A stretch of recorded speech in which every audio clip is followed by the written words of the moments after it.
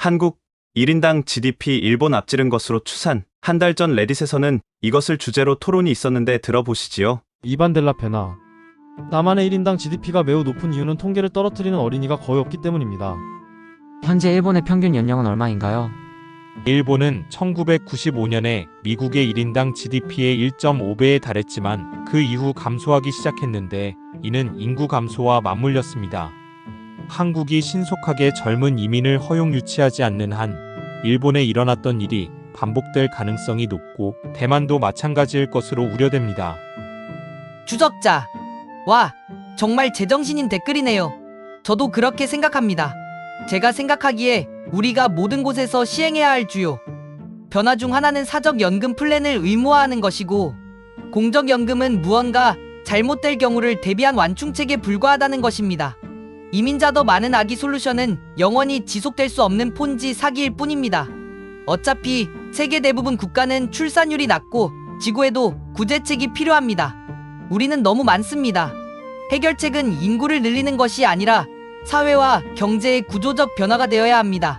책임 러브 966. 이민이 임시방편이라는 말에 동의하기 쉽다만 임시방편이라도 인구절벽 재정절벽으로 하는 것보다 훨씬 나은 일입니다. 한국은 이미 다문화 사회고 작은 것입니다. 미래 한국도 이민과 원칙에 더 공개적으로 변할 것입니다. 기존 마이너스 코드 마이너스 1318.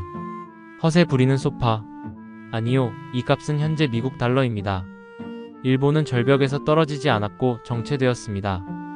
미국도 좋은 참고점이 아닙니다. 미국은 다른 고소득 국가들에 비해 훨씬 더 빠르게 성장했습니다.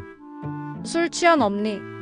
거시적 추세의 차트를 보면 정확하지만 1995년에 엔화가 엄청나게 강세를 보였기 때문에 비슷한 일이 있었지만 2012년 이전에도 덜 일어났습니다.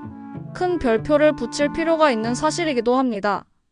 기본적으로 명목 GDP는 당시 그곳에 살고 있는 사람들의 상황이나 생활 양식과 관련된 어떤 것을 나타내는 비교적 끔찍한 지표이지만 1995년 당시 일본은 평균 부의 측면에서 미국과 비슷한 경제를 가졌을 가능성이 크지만 90년대에 엔화가 달러에 비해 40% 이상 상승했기 때문에 명목상으로는 훨씬 더 부유했습니다.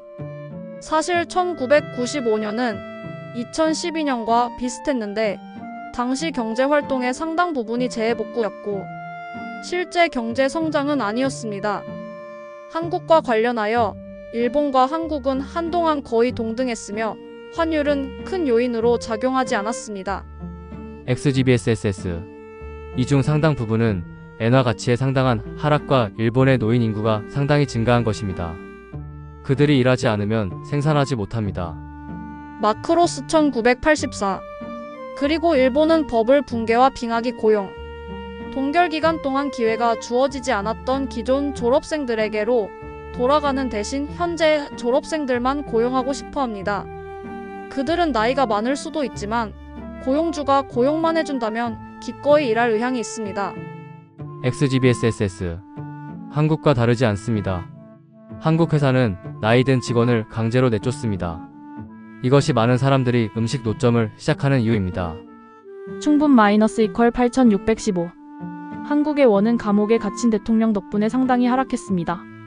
그렇지 않았다면 훨씬 더 큰 격차가 보였을 것입니다. 사이드번 일요일. 일본의 많은 노인들은 여전히 일하고 있습니다. 문제는 일본의 직장이 끔찍하게 비효율적이라는 것입니다. 주로 많은 노인들이 여전히 일하고 모든 것을 통제하고 있기 때문입니다. XGBSSS. 그건 아무 의미가 없습니다.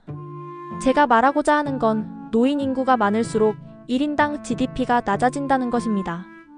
일하든 안 하든. 일본 그리고 한국의 대부분 대기업은 직원들이 60에서 65세에 그만두도록 강요합니다.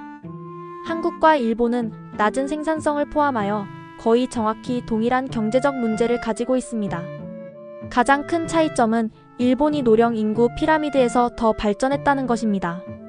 한국의 가장 큰 장점은 인구 곡선에서 여전히 일본보다 앞서 있지만 일본보다 출산율이 더 낮고 전략에서 방향 전환이 부족하기 때문에 한국의 미래에 대해서도 확신이 없습니다.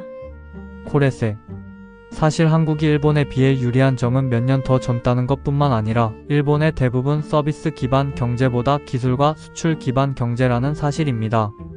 삼성전자나 SK하이닉스는 수십 명의 직원만 직접 고용하고 대부분 로봇으로 운영되는 상태에서도 GDP에 수십억 달러를 추가하는 완전히 새로운 칩 제조 공장을 열 수 있습니다. 소수의 첨단 제조 대기업이 한국 경제를 지배하는 것은 축복이기도 하고 저주이기도 합니다.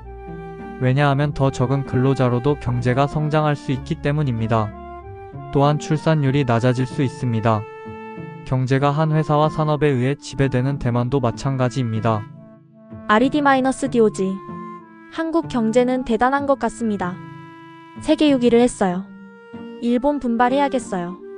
한국은 현재 굉장히 어려운 정치 상황에 일궈낸 결과라 더 칭찬합니다.